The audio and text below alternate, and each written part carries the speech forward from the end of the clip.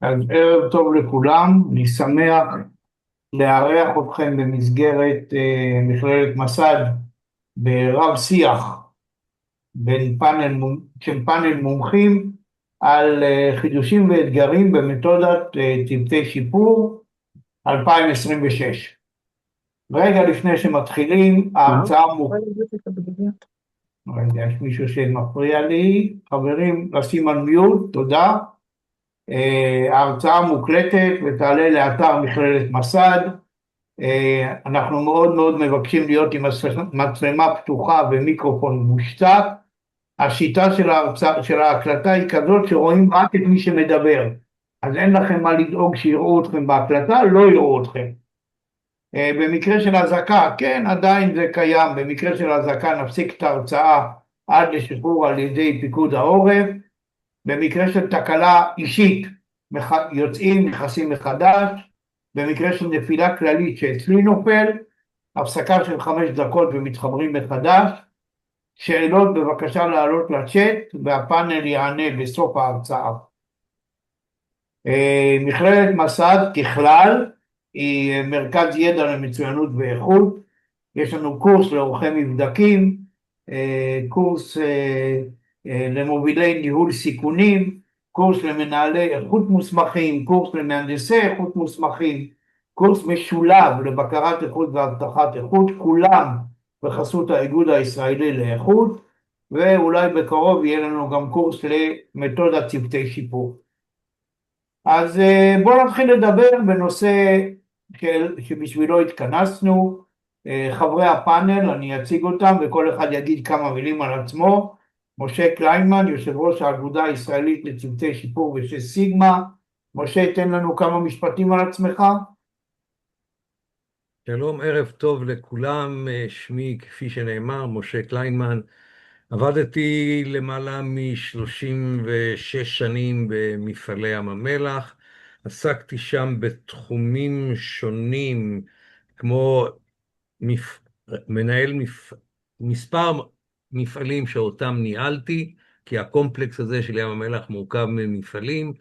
לאחר מכן הייתי מנהל הייצור של החברה, או סמנכ"ל הייצור של החברה. משם הלכתי להיות מנהל משאבי אנוש של החברה. זה שמפטר אנשים. זה שקולט גם אנשים. ואחרון אחרון חביב, עסקתי כמה שנים טובות בתחום האיכות, לרבות בנושא צוותי שיפור וצוותי שש סיגמה. מי שרוצה עוד פרטים יוכל לפנות אליי באישי. תודה. אז יש לנו גם את שרון בוליס, חבר הנהלה באגודה הישראלית לצוותי שיפור. שרון, תן לנו כמה מילים. נעים מאוד, ערב טוב. שרון, יוצא חיל האוויר, הרבה שנים בחיל האוויר, בקבע, אחראי על מערכות חימוש מונחה, פרויקטים מובילים מול תעשייה ביטחונית בישראל. הרבה שנים במשרד ראש הממשלה, פרויקטים חלקם מסווגים יותר, חלקם פחות, המון עשייה גם עם הלואו-טק וגם עם הכי הייטק שיש. ובשנים האחרונות, אחרי שפרשתי משם, אני עובד בסיטי בנק במערך אבטחת המידע, ואחראי על מערכות למניעת הונאה בנקאית בסיטי בנק העולמית. תודה רבה. רמי בוטבול, חבר הנהלה באגודה הישראלית לצוותי שיפור. תן לנו כמה מילים על עצמך. ערב טוב לכולם, רמי בוטבול, אני גם כמו שרון יוצא חיל האוויר מטייסת כטב"מים. לאחר שירות שם גויסתי למוטורולה ועברתי תפקידים רבים ומגוונים בתחום האיכות כולם, וזו השנה ה-40 שאני משמש היום כמנהל האיכות של מוטורולה בארץ ובאפריקה הדרומית. טוב, תודה רבה. נראה לי שזה יהיה נחמד לשאול אתכם שאלות. אז הנושא הראשון שאני רוצה שנדבר עליו הוא שילוב בינה מלאכותית בצוותי שיפור. בעצם היום כלי בינה מלאכותית משנים את הדרך שבה אנחנו מנתחים נתונים, מאבחנים שורש בעיה, יש סוכנים שיודעים לעשות את זה ואנחנו לא צריכים ללכת לעצם דג וחמש למה, עושים את זה בשבילנו. חשוב מאוד לדבר על איפה האדם בתהליכי ה-AI, בעידן ה-AI, בתהליכים כמו PDCA ו-DMake של סיק סיגמה, ואיפה האחריות האנושית של חברי הצוות, תוך כדי ממשל תאגידי בקבלת החלטות מונחות AI. אז רמי, אני אשמח אם תענה לי איפה מסתיים ה-AI ומתחיל שיקול הדעת האנושי. אוקיי, אז בהתייחסות לנושא של AI בצוותי שיפור, אז אם אני מסתכל ישירות לשאלה של איך כלי ה-AI משנים את ניתוח הנתונים ואבחון שורש הבעיה, או בכלל משפיעים על צוותים של צוותי שיפור, אז הם עושים מה שהם עושים כמעט בכל דבר, בכל תחום. הם מקצרים לנו את ה-cycle time, ונותנים לנו הרבה מאוד מידע שהיינו צריכים לאסוף לפני כן, לפני עידן ה-AI, מה שנקרא בידיים. זה שם אותנו עם בעיות אחרות, שם אותנו עם בעיה של לדעת איך להתנהל מול הכלים האלה, לדעת איפה היתרונות ואיפה החסרונות שלהם, ולעבודת הצוות לדעת איפה להשלים אותם, ובמה אנחנו אמורים להשלים כלי AI. אנחנו אמורים לדעת, AI יש לו חסכים, בעיקר בתחומים האלה בשני נושאים. אחד זה הרגש, והשני זה ההקשר הארגוני. זאת אומרת, הוא יכול לתת לפתרון, או פתרון מסוים מבחינתו, הוא הרבה פעמים לא ידע לשלב משהו שקשור בתחומים הרגשיים, איך אנשים יקבלו את זה, איך הארגון יקבל את זה, אין לו את הפרטים של אם העובד הזה הוא עובד שהוא יותר מופנם או יותר פתוח, את זה מנהל האיכות או חבר הצוות יודע יותר להביע. ההקשר הארגוני זה לדעת אל מול כל הקבוצות בארגון, איך שינוי או שיפור יוכלו להתממש בארגון. הוא מעולה, הכלי AI מעולים בנושא של דאטה, בנושא של נתונים, חפירות, לדעת, להביא, להציג, כלים, לעשות אנליזות מסוימות. בנושאים האלה הוא עושה עבודה מדהימה, ואת זה כולנו כבר יודעים. אני חושב שהחסכים זה מה שציינתי, וזה דבר להתייחס אליו. וחשוב מאוד להתייחס, כי הרבה פעמים אנחנו מגיעים למצב של פתרון, ושהוא פתרון שנראה לצוות טוב מאוד, אבל בלי להתייחס לאלמנטים הרגשיים וההקשרים הארגוניים, לא מובטחת הטמעה מלאה ומושלמת. משה רוצה להוסיף משהו?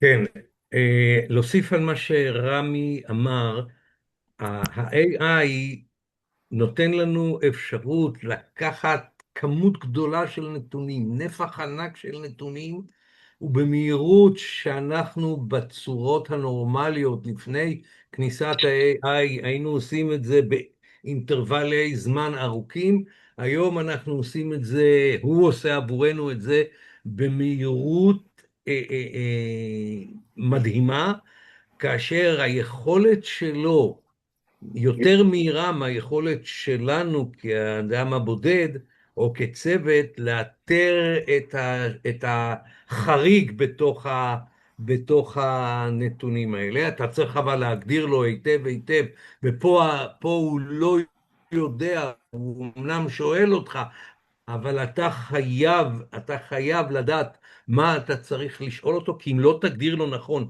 את מה שאתה רוצה, תהיה בעיה. הוא לא סלחן, הוא לא סלחן.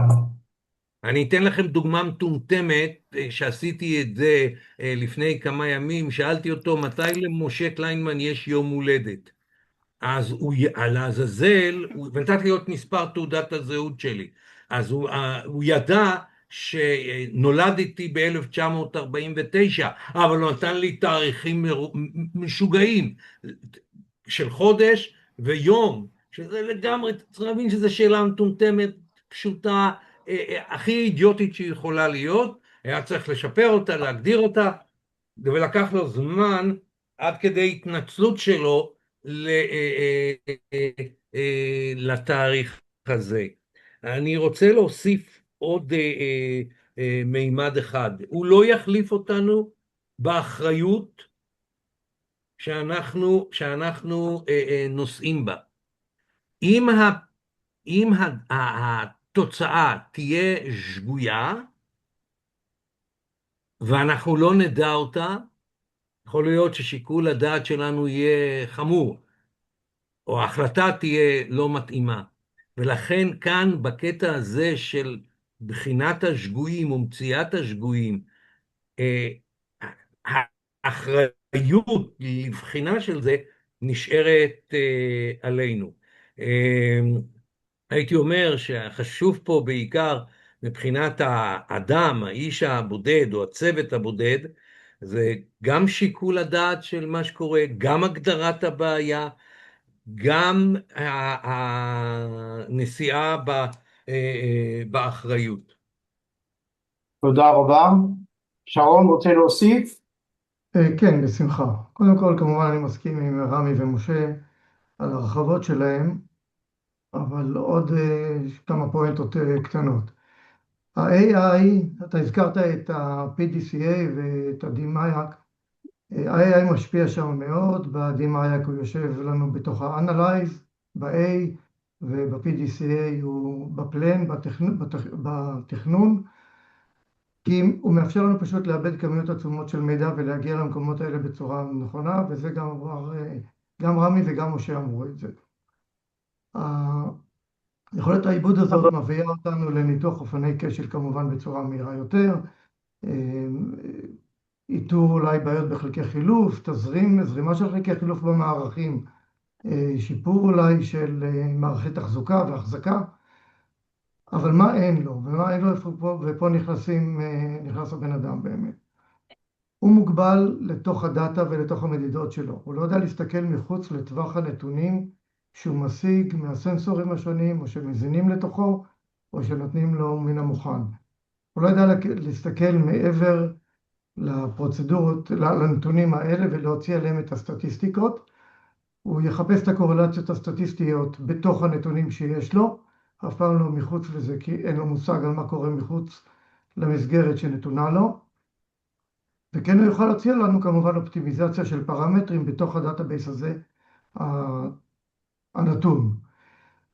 האדם שיושב איתו בצוות, ואני מתייחס ל-AI כחבר צוות לכל דבר בעניין, שהמומחיות שלו היא ניתוח נתונים, אוקיי? במקום ללכת ולעשות מחוץ לישיבת הצוות, לעשות את האנליזות המתמטיות הרגילות, ה-AI יעשה את זה כמובן בכלים הרבה יותר משופרים, הרבה יותר מהר, אבל הוא חבר צוות לכל דבר בעניין. ומה שהאדם יכניס לתוך הדבר הזה, זה את החשיבה שמחוץ למערכת, שהיא מחוץ לקופסה. את הסגירות המערכתית הכולה, זאת שמציעה אותנו מתוך הפנס, או ההערה שבתוך הפנס, להסתכל החוצה מה קורה, ואני יכול לתת על זה דוגמה או שתיים.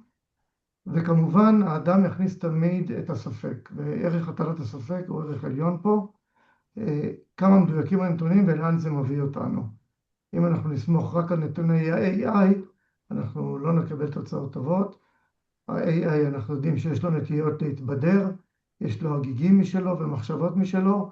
אם לא מכנסים אותם נכון לתשובות, או מכניסים לו את הגבולות, הגזרה הנכונים, אז הוא בורח מהר מאוד למחשבות, מתוך מחשבה שהוא חושב כמו בן אדם, וזה לחלוטין לא כך. תודה רבה. רמי אמר, ואני מחזק לגמרי מאוד את הנושא של ההתבוננות של ה-AI לתוך נפש האדם, ולתוך הפיזיולוגיה של האדם. אני לא חושב שאנחנו מהר מאוד, בימים הקרובים, נראה את ה-AI, ממליץ לנו להסתכל בעצם הדג על הענף שמוביל למיומנויות כוח האדם, כי זה לא בסטטיסטיקות שנתונות לו. אני מבקש להוסיף... מה לחשיבות התבוננות כוח האדם? אני אתן דווקא מאלופ, מפעל לייצור עדשות, שהתחיל לקבל בתקופה מסוימת תלונות על עדשות שמתאחרות, נהיות אחורות אחרי זמן לא רב בשדה. הם לא הצליחו להבין מה הבעיה שם, כל נתוני הייצור היו תקינים, וכל וכל הציפויים היו תקינים, והם הלכו לקבלני המשנה שלהם, והכל נמצא תקין, עומד בתקינה שלהם, עומד בסטנדרט, עומד במפרטי הייצור. דבר אחד הם ניתחו מחוץ לתהליך הזה, זה את תאריכי הייצור ותאריכי ההספקה. ואז הם גילו שתאריכי הייצור המסוימים של הסדרות המקולקלות, זה מעקב של שנה-שנתיים, נוצרו בימים מסוימים בכל חודש. והתקלות נוצרו בתאריך מסוים, אבל חזרו על עצמם כל חודש. המחשבה של כל חודש, ל-AI, אם נותנים לו את הנתונים האלה, היה אומר, תשמעו, יש פה איזה קטע מחזורים מעניין, קורה אחת לחודש, בואו נבדוק איזה מכונה אולי בעייתית בחודש מסוים. נעשה את הארוך קצר, זה לא מכונה, אלא אחת העובדות שתפקידה היה לארוז את העדשות האלה, ומסתבר שלמרות אצבעוני גומי ששמים על הידיים כשעובדים עם עדשות וציפויים, משהו בחומציות הגוף שלה בתאריכים מאוד מסוימים, ומן הסתם בביולוגיה של נשים בתאריכים מאוד מסוימים בחודש מסוים, חומציות הגוף עולה, ולמרות הגומי על האצבעונים שמגן מפני מגע יד אדם, מגע אדם בעדשות, בכל זאת נכנסו חומרים זרים לתוך הציפויים וגרמו לנזקים. זאת אומרת, בין האנשים שרואים את העובד, את הביולוגיה שלו, את הפיזיולוגיה שלו בתהליך, AI לא יכול לעשות את זה, ולכן חשיבות האדם פה היא גבוהה מאוד, ואני יכול לתת עוד דוגמאות, אבל נראה לי שהרחבתי מספיק. משה, רצית להוסיף עוד משהו? כן, אני חושב שהדרך שבה אנחנו עובדים עם ה-AI מחייבת את הארגון, את הצוות שעוסק בפתרון בעיה, להפעיל גם מתודולוגיה של ניהול סיכונים. זה מחייב המציאות, כי גם לנושא השגויים שעליו דיברתי קודם, וגם בכלל ניהול סיכונים הוא חשוב מאוד בנושא הזה שה-AI לא יודע בעצמו אם אתה לא מכניס לו נתונים, וה-common sense שלנו צריך לעבוד גם במתודולוגיה הזו. צודק, אני בכלל ממליץ לכל ארגון שמפעיל צוותי שיפור ומשתמש ב-AI, לתעד את עצמו ל-ISO 42001, וזה כולל בעצם את כל מה שאמרתם, כמו ההתייחסות האנושית, ניהול סיכונים וכל הדברים האלה. תקן מעולה. כרגע מכללת מסד נמצאת בתהליך של התאמה לדרישות התקן, נסיים אותו כנראה לפני סוף שנה, ונשתמש בו. בואו נעבור לנושא חדש. ESG כמניע לפעילות צוותי שיפור. זה דבר שנכנס, איך אומרים, בדהרה בשנה, שנתיים האחרונות, דרישות סביבתיות, חברתיות, ממשל תאגידי, באפריל יצא ISO 14001 שמחייב את מי שרוצה לעמוד בתקן להתייחס ל-ESG, וכמובן שזה ייכנס גם לעבודות צוותי שיפור. השאלה היא, משה, איך יכולה עבודת צוות לגשר בין ESG לשיפור טיפולי? האם אני יכול להקים צוות שיפור שישפר לי את הגישה ל-ESG בתוך הארגון? אין ספק שכן, רק שאלה היא מהי ההגדרה של הצוות ובמה הוא עוסק. הלוא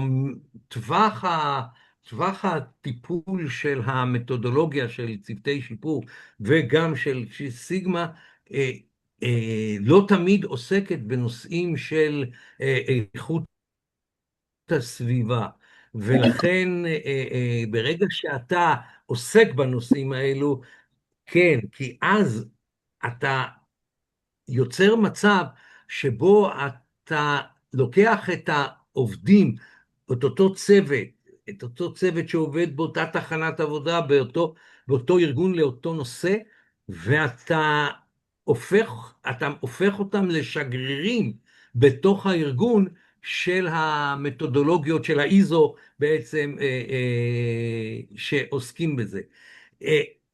אני חייב להגיד שגם פה, במיוחד גם פה, ניהול הסיכונים חייב להיות בתחום הזה של ה-ESG. הייתי אומר שבתוך תחום הסיק סיגמה זה הרבה יותר נרחב והרבה יותר ענייני. דרך זה נגיע גם לשיפורים בתחום האנרגטי, גם בתחום של הבטיחות, גם בתחום של הבריאות, ואיך אומרים, וגם מעשיר את מי שעוסק בזה, את אותם עובדים שעוסקים בזה,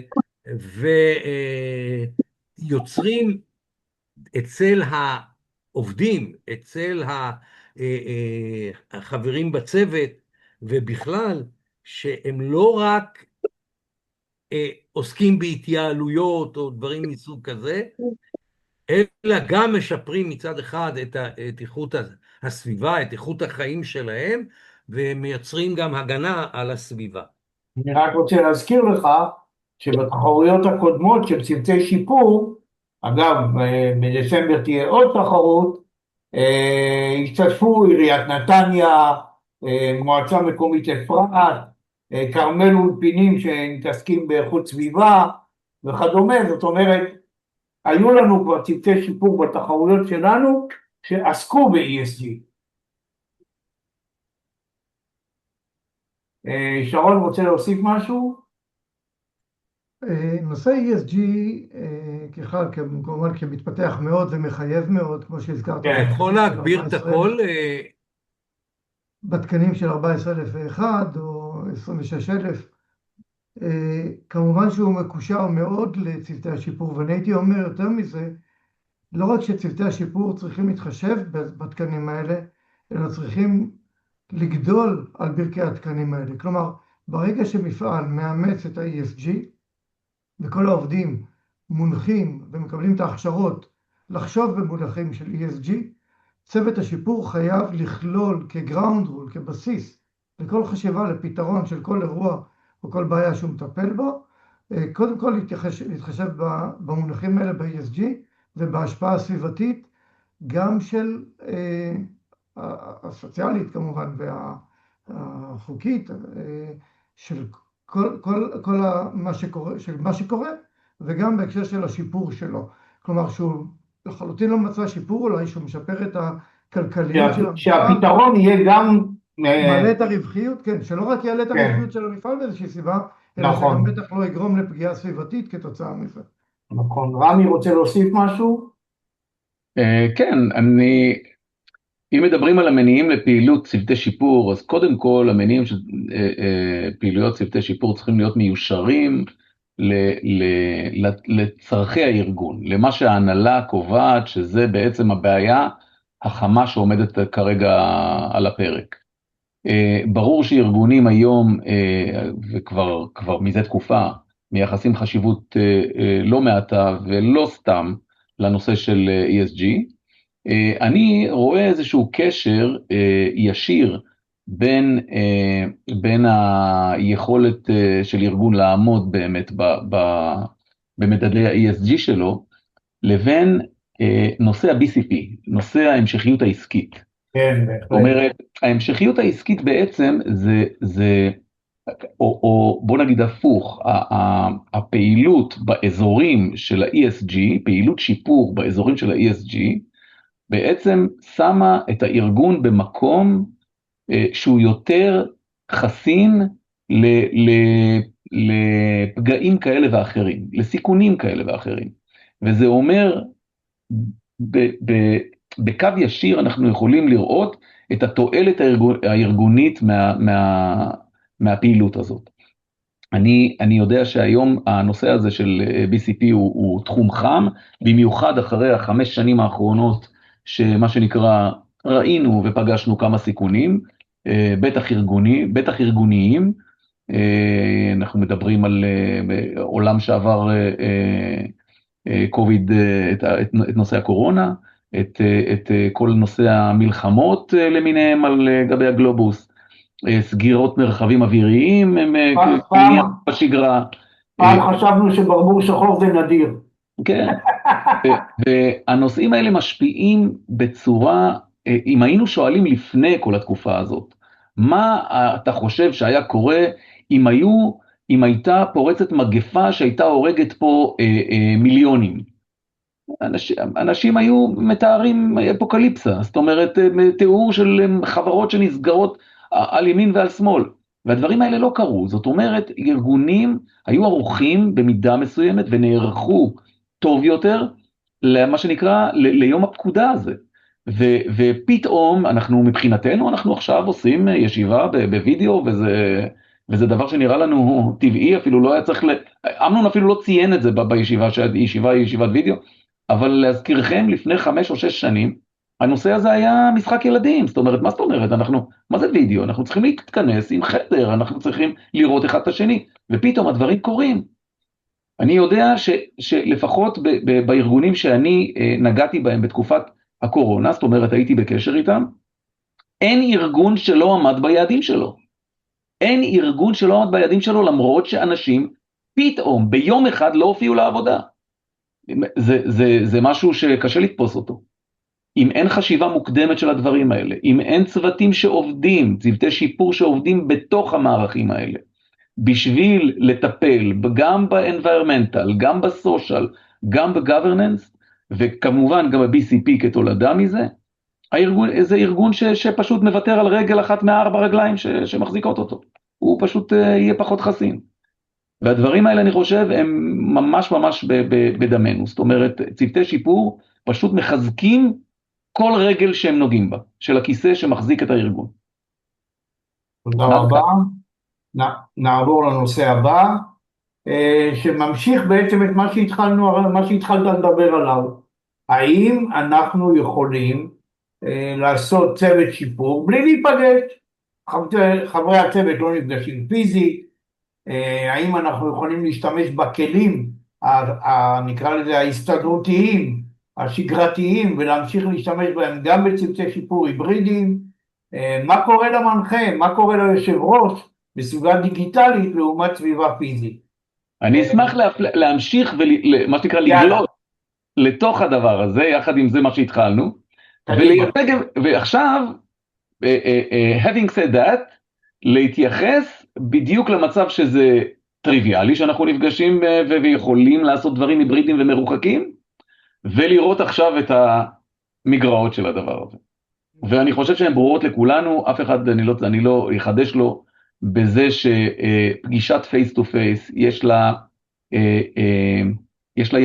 לה בוא נגיד תפוקות שיכולות להיות או יתרונות או תפוקות מסוימות, אפילו אם לא לדבר על יתרונות, לא רוצה לקטלג טוב רע, אלא תפוקות מסוימות שאין אותן בתצורה ההיברידית המרוחקת, זאת אומרת הווידאו. ושוב אנחנו חוזרים לתוך הנושא הזה של רגש ושל הקשרים ארגוניים, של ברגע שאני נפגש פייס טו פייס עם בן אדם, וברגע שקורה המפגש הזה, יש דברים שקורים שלא יקרו בדרך כלל בתוך פגישה וירטואלית. אתה לא רואה יתרונות? אני רואה המון יתרונות. את היתרונות בדיוק אמרתי אותם קודם. עצם זה שחברות לא נפלו, פשוט לא השתנה להם, הם עמדו ביעדים שלהם בתקופה שהשתנה עולמם. זה דבר שאני אפילו לא תופס כמה היתרון הזה. אני רק רוצה לספר שבמסגרת הלימודים שאני מלמד במכללת מסד, אני מקים בכל קורס, אני מקים צוותים בתוך הקורס, והם נפגשים בוואטסאפ, הם לא נפגשים פיזית, כי יש לי סטודנטים מקריית שמונה ועד ברוך השם דימונה, ואין אפשרות להיפגש פיזית, הם גם לומדים בזום בדרך כלל, ואני מקים צוותים בוואטסאפ, ואתם לא תאמינו, התפוקות נהדרות. אין שום ספק בנושא הזה. אני חושב שחשוב איפשהו כן לשמר, ברגע שרואים דברים בעיניים, אני חושב, זאת אומרת, יש לזה איזושהי תפוקה שלא קורית במרוחק, בווירטואלי, ואני חושב שצריך לסווג את הדברים. אם אין משהו שהוא must בצוות הזה. אם למשל אני מדבר על ברגים, אנשים צריכים לחוש אותם ולראות אותם. קשה מאוד להסתכל מסרטוט ולהבין מה אני מחזיק ביד, את המתכת, את הכריכות, את איך זה שוקל. קשה להבין את הנתונים, אנחנו לא את כל הנתונים יודעים לשאוב לתחושות והרבה פעמים הרבה פעמים אתה יכול להראות לבן אדם סרטוט, וברגע שאתה שם לו את החלק ביד או את המוצר או את whatever, פתאום הבן אדם אתה רואה אותו כאילו מחדש, כאילו יש לו תובנות חדשות לגבי כל העניין. אז זה דברים, אם קיימים, חשוב לקחת אותם בחשבון. שרון רוצה להוסיף? זה נכון רמי, אבל זה רק אומר שאולי לא כל הפגישות חייבות להיות פרונטליות, אבל לפחות העיקריות שבהן החשובות להחלטות, אולי כן כדאי שיהיו פיזיות כמובן אחד עם השני, סגירות לעשות בשטח, זה תמיד יותר טוב. תראה, באופן עקרוני ללא ספק אתה צודק, העובדה שאפשר להיפגש מרחוק ולעשות את העבודה, לא רק זה מייעל, זה אפילו מעשיר בהמון תחומים, זה נותן מרחב חיפוש פתרונות הרבה יותר גדול, אם באותו רגע של שאלה, דינמיקה או משהו שעולה בשטח, אנחנו יכולים גם לגשת לכלי AI שזמינים היום באינטרנט, לאתרים אחרים, ומיד למצוא תשובות ולקדם את הדיון, כן? מה שבדרך כלל קשה מאוד כשעושים את הפגישה יותר פרונטלית. דבר נוסף, יש חשיבות גבוהה לשאלה, כלומר השאלה היא בעיקר משמעותית כשמדברים על המנחה של צוות השיפור. מה מיומנויות הניהול שלו ומה היכולות שלו בלעבוד או לרכז את הצוות לאפקטיביות מרחוק.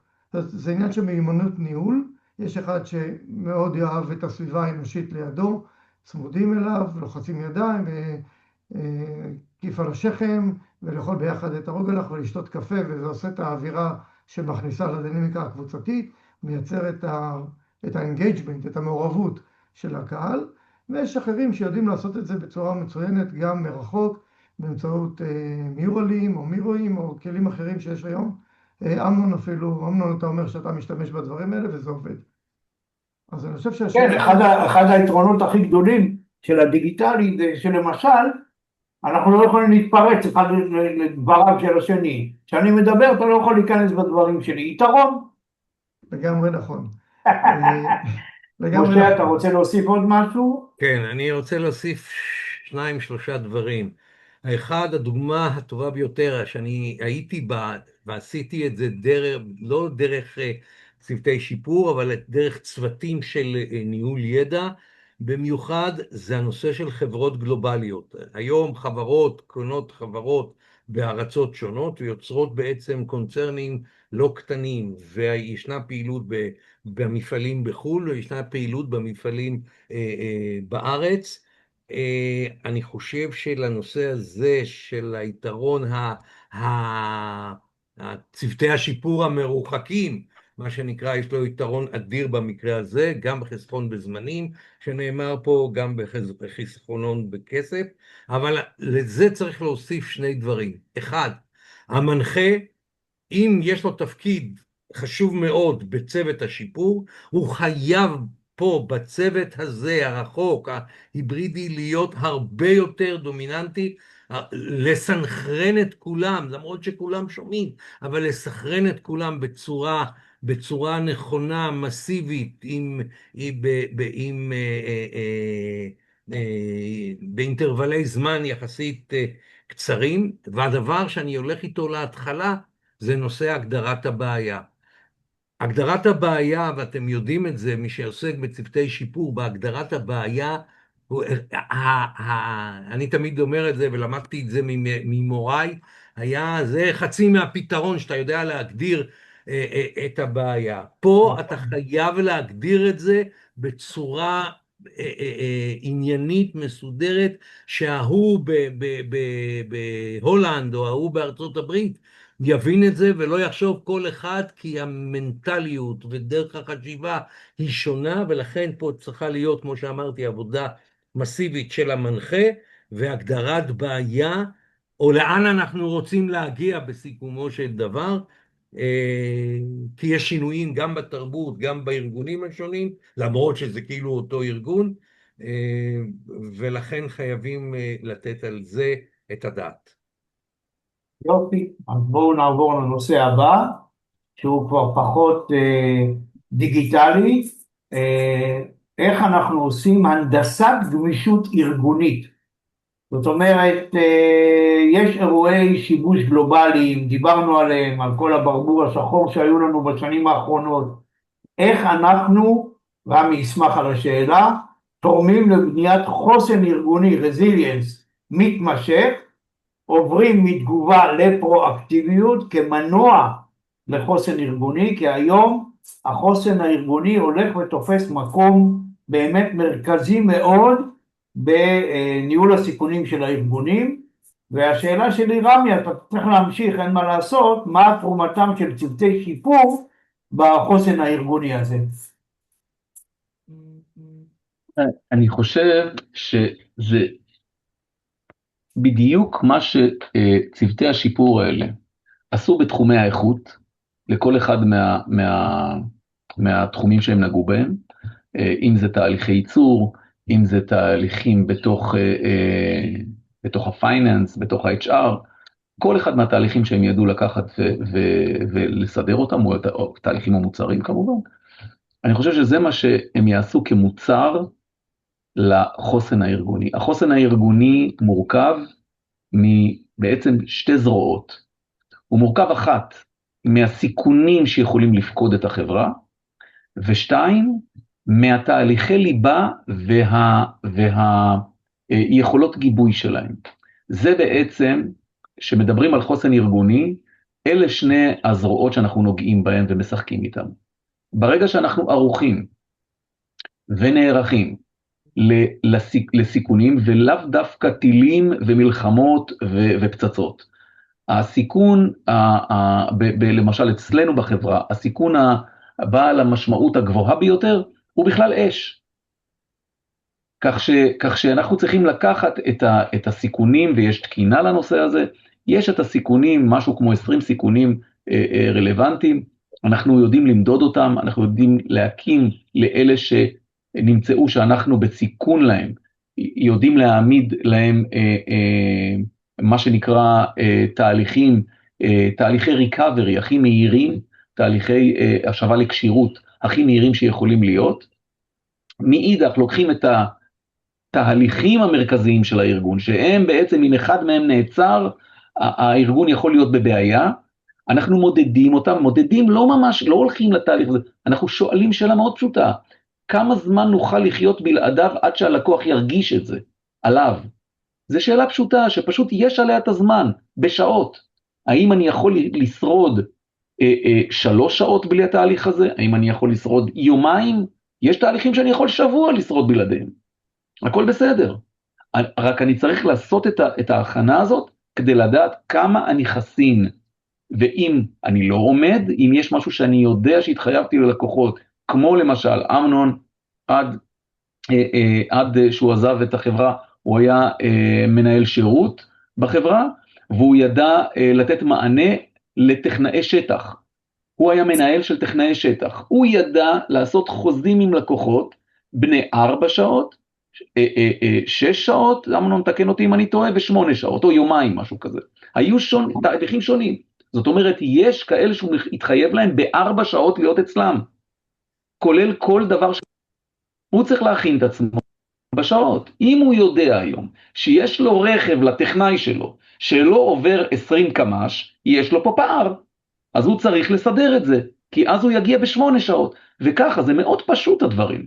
בסופו של דבר שפורטים אותם, הם מאוד פשוטים. מה המחויבויות של הארגון? איפה יש לי סכנה לא לעמוד? ושם... אגב, דיברת על סיכונים עיקריים, אז היום במחקרים עולה שהסיכון העיקרי של ארגון לחוסן שלו הוא נטישת מנהלים בכירים. בשעה 2 יצאה הודעה, מנכ"ל וואטסאפ פורש במפתיע, המחליף יעלה למטה $900 מיליון. זה סיכון מטורף. לגמרי, אני רוצה לתת לכם מושג לגבי החשיבות של... רגע, טוב, יש לו ויכוח אם זה סיכון מטורף או לא, לא, אבל... בסדר, זה תלוי בבן אדם, אבל... א', אני רוצה תלוי לתת... בבן אדם, תלוי אם מישהו קרא את ההסכם עבודה שלו והפריש כבר מראש את ה-900 גם זאת אפשרות. אני רוצה לתת לכם מושג לחשיבות של המשכיות עסקית, בזה חברת מוטורולה היא חברת תקשורת. נכון שהיא נותנת פתרונות תקשורת, היא בחרה לרכוש חברה בסדר גודל של משהו כמו 200 מיליון דולר, חברה אוסטרלית עם 150 מהנדסי תוכנה, שהקימה פלטפורמה לניהול המשכיות עסקית. אני מזכיר לכם, אנחנו חברת תקשורת, אנחנו נותנים פתרונות תקשורת, אבל היא מזהה, הנהלת החברה בארצות הברית מזהה, שהמשכיות עסקית היא חלק מפתרון כולל כמו תקשורת, כמו מכשיר קשר לשוטר, ככה האפשרויות לנהל את ההמשכיות עסקית של המשטרה, של הלקוח, או של הצבא, או של החברה, או של מפעל כזה או אחר. עד כדי כך החשיבות. זאת אומרת, חברות לא משלמות שקל בחינם, או לחינם. היא מבינה שזה חלק, שזה רגל בכיסא שמחזיק את העתיד. המשכיות עסקית, מי שלא ידע להחזיק את עצמו בתנאי כאוס, ואנחנו לומדים ש5 שנים אנחנו כבר חיים, ואנחנו רואים מי מנהל את העולם, לא בביקורת, אני לא אומר את זה בביקורת כמובן, אני אומר את זה רק מלראות עובדות. אתם רואים איך מתנהל העולם היום? הוא מתנהל ברמה של משברית. פשוט אנחנו 5 שנים נמצאים במשבר ארוך מתמשך. וככה צריכות להתנהל חברות שמבוססות על יציבות. חברות מבוססות על יציבות. אם אין לחברה יציבות, המשקיעים שלה בורחים, המניה 0. ככה זה עובד. בבקשה. אני חושב שזה יותר 150, 105 שנים האחרונות, זה התחיל בספטמבר 11, נפל האסימון. אתה צודק, אתה צודק. אני מקווה שאצל כולם, כי זה לא אצל כולם. כן. אז אבי, סליחה, רצית לומר משהו, אבי? שרון, אתה יכול להמשיך ולהפנות את הזרקור לתחום הפיננסי שבו אתה מתעסק? אמנון, רציתי להוסיף. בסיטי, כל אחד בסיטי, ביום הראשון שאתה נכנס לסיטי, כל אחד מהעובדים מקבל הדרכה שהוא אחראי לארגון כולו. כל אחד יש לו את האקאונטביליות, את האחראי ואת הרספונסיביליות, להעיר עם פנס על כל מפגש שהוא רואה בכל תחום שהוא. לא רק בזה שהשטיח מתרומם במשרד ואפשר ליפול, אלא גם אם נעשה עוול לאיזשהו לקוח על ידי אחד העובדים שלידך, או שיש הונאה פנימית, או כל אירוע אחר שנראה לך לא מתאים, תמיד יש אסקלציות, יש היררכיה אסקלטיבית. לאן להעביר את התלונה, החל מהמנהל, והחל מהמנהל של המנהל, ורשויות אחרות שנמצאות בתוך הבנק. אבי שכטר, רצית להגיד משהו? כולם אחראים. בהקשר של צוותי שיפור, אני רציתי להגיד רק משפט אחד, שהם הופכים להיות בעצם, כשמישהו מגלה כזה אירוע, נניח, וזה אף למעלה, בדרך הנכונה, בלי מעצורים, על כל אירוע כזה יכול לקום סוג של צוות שיפור, קטן וגדול, זה לא משנה, תלוי בהיקף של המפגע. אני מתכלל מאוד את המילה מפגע, אבל זה בהחלט בכל ה-ESG שראינו מקודם, ובכל התהליכים שקורים בכל ארגון.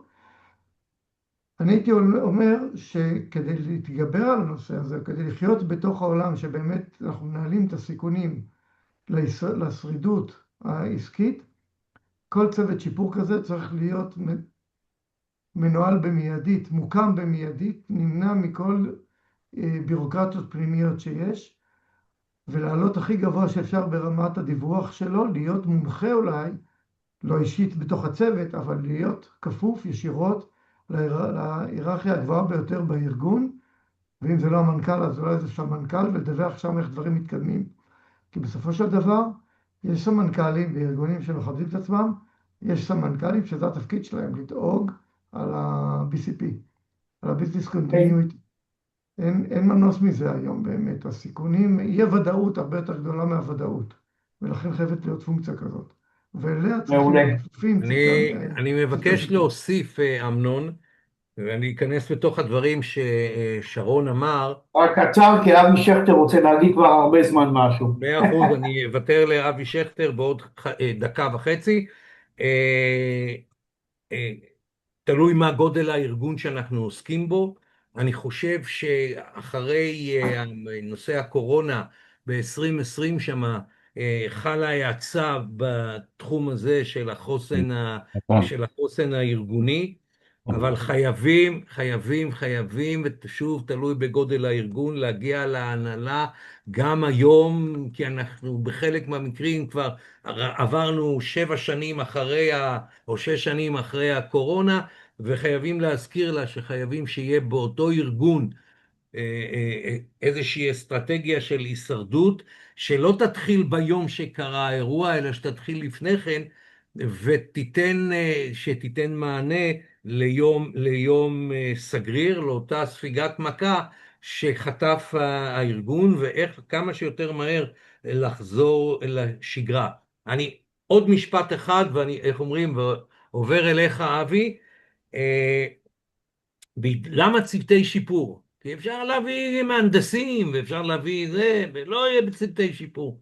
אני חושב שהמתודולוגיות, וזה הדבר היפה פה, המתודולוגיות שישנם בידי צוותי השיפור, אם זה סיגמה, ואם זה קבלת החלטות ברמה של אוסף של הרבה מאוד נתונים, ואם זה ניהול ידע שהזכרתי קודם, יש בידי צוות השיפור אוסף של מתודולוגיות שיכולות להביא אותו ולתרום את התרומה הזאת של חוסן ארגוני לשנים קדימה. אמנון, בבקשה. אבי, הבמה שלך, קצר. כן, רציתי להתייחס למה שרמי אמר קודם, על הקטע של היציבות, אולי המילה היותר נכונה, ודאות, כי יציבות זה נשמע חיובי מדי, ואולי ודאות, כי ודאות זה יכול להיות גם שלילי וגם חיובי, וחשוב שחברה תדע באיזה מצב היא נמצאת ולקראת מה היא הולכת, כי היום כל יום זה משהו חדש, עם ציוד של טראמפ, כל המשק מתהפך מיום ליום, וכל הגלובל מתהפך מיום ליום, ואין פה שום ודאות. אוקיי, תודה רבה. אז בואו נעבור, אנחנו כבר מתקדמים יפה בלוח הזמנים, נעבור לנושא האחרון שאנחנו רוצים לדבר עליו, וזה על דור Z. דור Z, אלה שכבר נולדו עם הסמארטפון ביד. הנכד שלי יצא מהרחם ככה עם האצבע לחפש איפה המסך מגע. פעם כשהוא היה בן 2, אני חושב, הוא ניגש לטלוויזיה בסלון, נלחיץ ללחוץ עליה ואמר היא מקולקלת, היא לא עובדת, כי אין מסך מגע. אז איך אנחנו, רובנו אנשים, נקרא לזה, אני מתאפק במילה, לא להגיד מבוגרים, אבל ותיקים ומנוסים, ועוד מכירים את העולם הקודם, איך אנחנו בעצם מגשרים בין החשיבה הדיגיטלית של דור Z, לעקרונות של מתודת צוותי שיפור שהמציאו אותם ב-1950. משה, זה בדיוק המקום שלך. למה משה הוא דור ה-X? משה הוא דור... אני בן 22 היום. 700 חודשים. תראו, שלום חנן, הילדים של ימינו לצורך העניין הם אלופים בטיפול במחשבים, בסלולרים שלהם, הם יודעים מה לעשות ואיך לעשות, ואתה צריך לשבת אצלם וללמוד בבית ספר הילדים איך לעשות מה. ולכן אני בכלל אומר שלא צריכה להיות פה בכלל חשיבה כזאת. החשיבה שלהם, הם נולדו עם זה ביד, כשאנחנו, אני קורא לאנחנו, לחנן ולי, נולדנו כמה שנים קודם, וגילינו את האוצר הזה, ואת הלב הפועם לפני כמה שנים. והעקרונות של המתודה, שבעצם בתוכה מחזיקה הרבה מאוד תתי קבוצות והרבה דינמיקה של פעילות, יוצרות מצב שזה say without going, זה אחד קשור בשני ומופעל אחד עם השני. שרון, יש לך מה להוסיף? הרבה, הרבה. לא הרבה, כי זה עוד מעט נקצר. לארגנטינה. יאללה, יש לך 4 דקות. נקצר.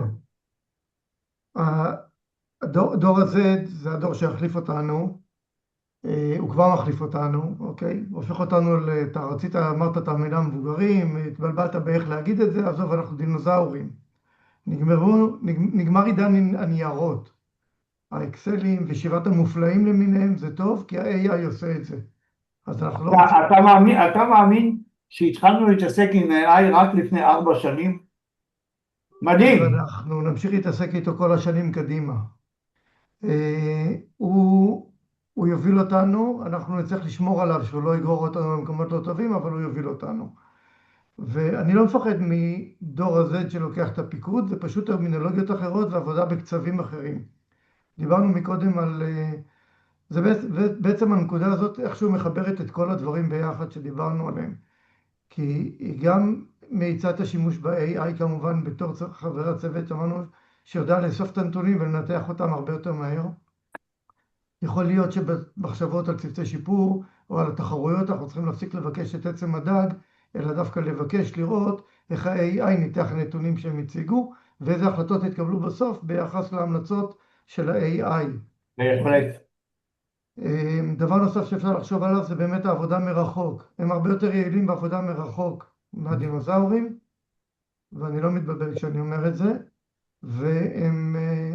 והטרמינולוגיה שלהם פשוט תהיה אחרת, הם לא יקראו לזה פגישות של צוותי שיפור, אלא יקראו לזה האקתון, ויגמרו את הכל ביומיים פחות או יותר.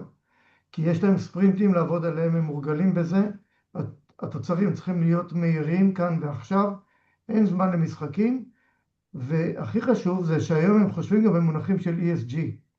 הם ירצו לראות שהתוצרים שהם עושים נותנים את המענה גם ל-ESG, ה-ESG הארגוני. ולכן אני חושב שזו עוד נקודה לנו בתחרויות, לשאול אותם איך הם נותנים מענה, איך הפתרונות או הבעיות והפתרונות עולים בהלימה ל-ESG של מוכתב על ידי הארגון שלהם. זאת, השאלה הזאת היא בעצם מקפלת בתוכה את כל מה שקדם בפורום הזה, בפגישה הזאת, ואפשר להרחיב על זה עוד הרבה. בהכוונות שלנו ובקורס צוותי השיפור, ואם יקום כזה קורס גם במכללת מסד, אני מאוד ממליץ לעשות אותו מותאם לדור שמנהל אותו מעתה ואילך, שזה פחות אנחנו ויותר הצעירים, דור הזט ואילך, ודור האלפא שמחליף אותם מחדש עכשיו. רמי, רוצה להוסיף משהו? כן, משהו קצר. אני חושב שדווקא בנושא הזה של פיתוח מנהיגות והתרבות שיפור בדור החדש,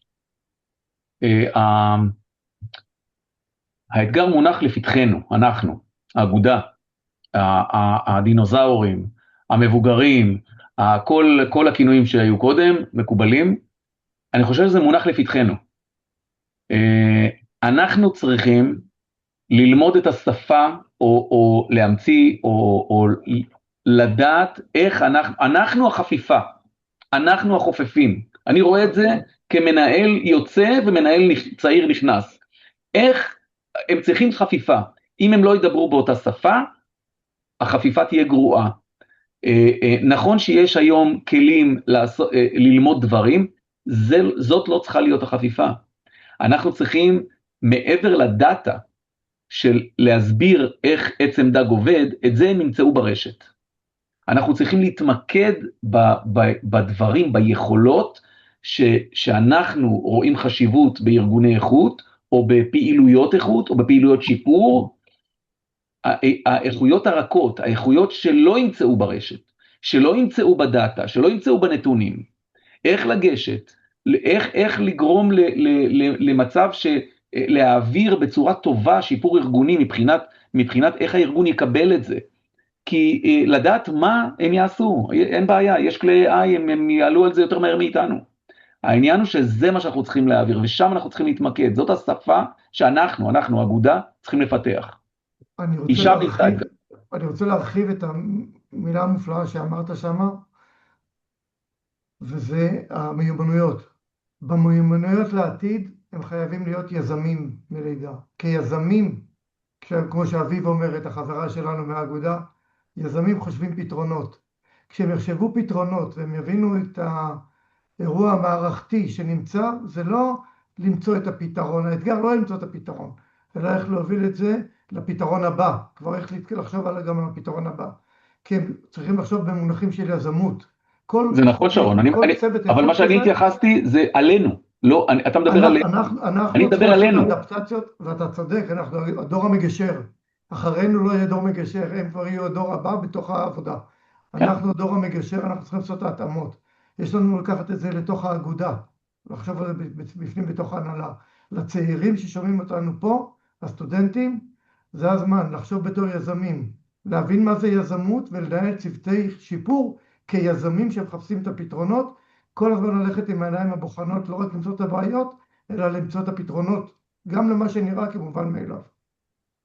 חברים, ממש נהניתי מהשיחה שלנו, כמה סיכומים, דיברנו על ESG, שזה הופך להיות נושא לצוותי שיפור חדשים, דיברנו על חוסר ארגוני, שצוותי שיפור משמשים נדבך מרכזי בבניית גמישות ארגונית, דיברנו על פעולה, מדידה ולמידה מתמדת כליבת שיפור גם ב-2026, דיברנו על האחריות האנושית בתקופת ה-AI, שתימשך כנראה לטווח הנראה לעין, דיברנו על כלים ועל מנהיגות חדשים בעבודה היברידית, וסיימנו בבדיוק מה שאמרתם, נדרש שינוי תרבותי ומתודולוגי אצלנו להניע את הדור הצעיר לפעילות שיפור.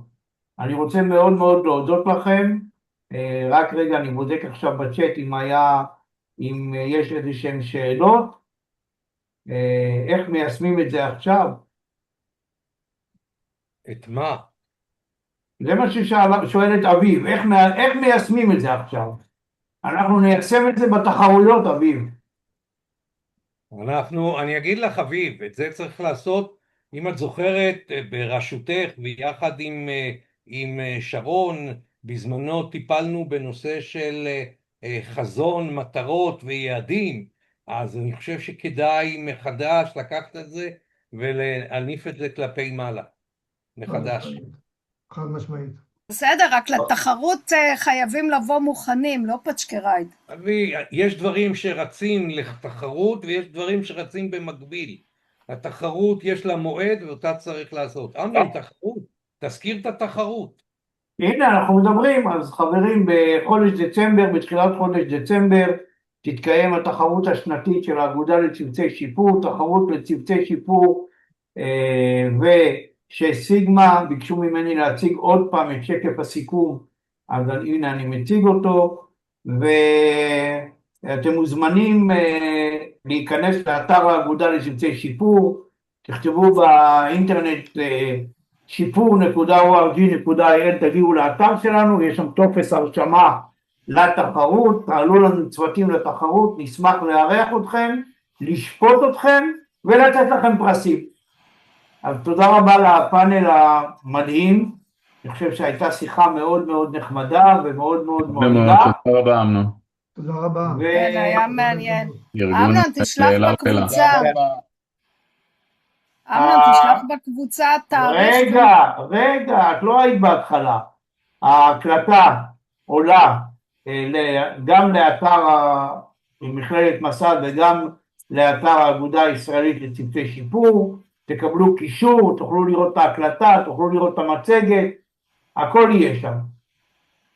אז תודה רבה לכם, ושיהיה לארגנטינה בהצלחה. תודה. תודה רבה.